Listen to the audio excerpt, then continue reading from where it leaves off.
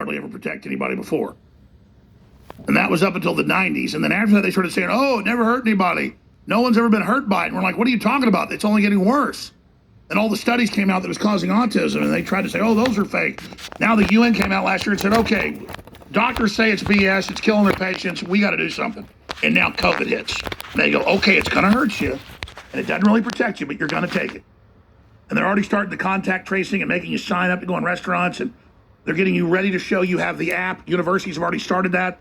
This is so diabolical. I'm asking the callers, Kelly, what does Trump do about this? What does, and people say, well, he's pushing the vaccine. He's doing reverse psychology. Suddenly Democrats don't want to do it. I knew that's what he was doing. And he wants a solution to take it away from them and to take the fear away from them. It's still a very dangerous game to play. But what does Trump do with them trying to openly say they're going to contest the election up front, telling us that, and that the process is, say it's 2 weeks, say it's a month, say it's 3 months, until the country breaks apart? How does Trump counter that? I don't know. You're talking about mainly with the vaccination? Like, how does he counter that? Like, by saying, like, is he for it? Or I was confused when he came out and he acted like he was for it. But just like with the mask, I feel like he's wearing the mask right now only because if that's what gets people to vote. Yeah, he wants them, exactly. He was against the mask till he was for a little bit of it because he knows people are scared. So that gets the economy going. He'll do it. I still think it's a dangerous game. But I can tell you what Trump thinks. He said it. He said no one should have to take the shot. It can cause a lot of problems, hurt a lot of people. That's what he said early on. Then he understood that they were going to hold it out until after he was gone, blame it on him. He went, oh, yeah, give me the vaccine. You know the story of Briar Rabbit, right? No, I don't. I'm sorry. Well, it's an old Southern story, but maybe you guys pull up the story of Briar Rabbit. He tells the weasel or the fox, whatever it is after him, he says, please don't throw me in the briar patch.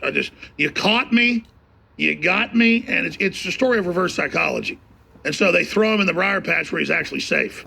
That's where the rabbits live. And my dad used to tell me the story of the Briar Rabbit. Now I can't remember it anymore, but does that make sense? Yeah, and I hope that's the case. But more of these people, I'm telling more people need to stand up, take your freaking mask off, and stop looking like a sci-fi channel. Let's look at CDC. They just released that less than 10,000 people died of COVID.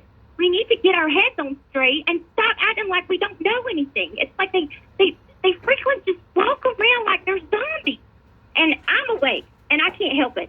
People can come up to me, roll their eyes, get mad at me, write me a freaking citation. I don't give a flying flip anymore. I'm so ready. Well, it's beyond the citation. They need to go to prison because the Nuremberg Code and the Geneva Convention say you can't make somebody take medical experimentation. And all these vaccines are in experimentation, and that's why they've never been able to make you take it. But now all over the world, the UN says, we're in charge, you're going to take it. Well, the head of the WHO is an admitted communist from Ethiopia who covered up cholera outbreaks that killed 100,000 people. He is a monster pig goblin, and he will burn in hell.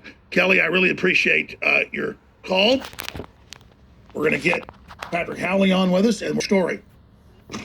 What did I start the show with? What I've been telling you for months. They're going to try to steal the election with these mail-in ballots to gum it all up to make the election in question. That's the whole point of the mail-in ballots. Now they've not been done properly, and all the fraud and the dead cats that have been dead for 10 years and people that have been dead for 20 years getting millions of these ballots. 80 million of them just dumped on the side of the road, dumped here, dumped there. It's to confuse everything.